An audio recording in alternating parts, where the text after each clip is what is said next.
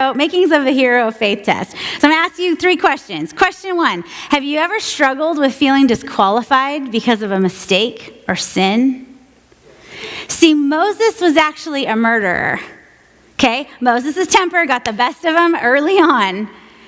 And he kills someone in Egypt, and then he flees, and he becomes a shepherd. I love that God comes to Moses in the burning bush and doesn't send Moses' mom. I mean, I'm assuming she's gone at this point, because if I was Moses' mom, I'd be like, boy, I did not put you in a basket, float you down a river, breastfeed you for some other lady, and pretend I wasn't your mom, so you could end up being a murderer and a shepherd, right? So she must have been gone, because I'm pretty sure those Hebrew mamas don't play, okay?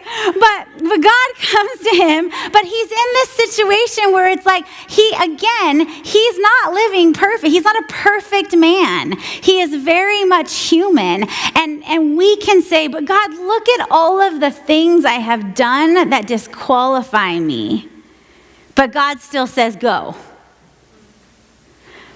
Question number 2, have you ever found yourself in a job or a place in life asking, how did I get here?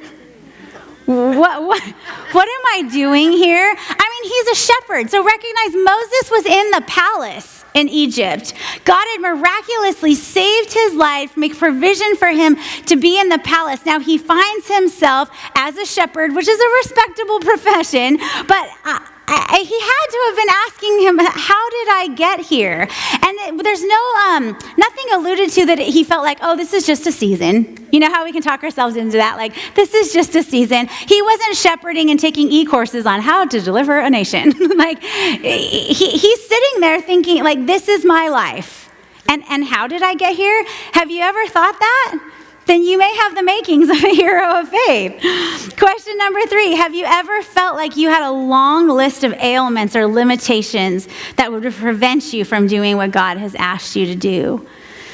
God goes to Moses and he says, I want you to do this. I want you to go. I'm sending you to deliver your people, my people, out of bondage. And he's like, I'm not qualified to do this. I can't even speak well. If you've ever felt any of those things, then truly, I think you have the makings of a hero of faith. But the only thing that separates you from Moses and from being a hero of faith is that when Moses was scared, he did it anyway.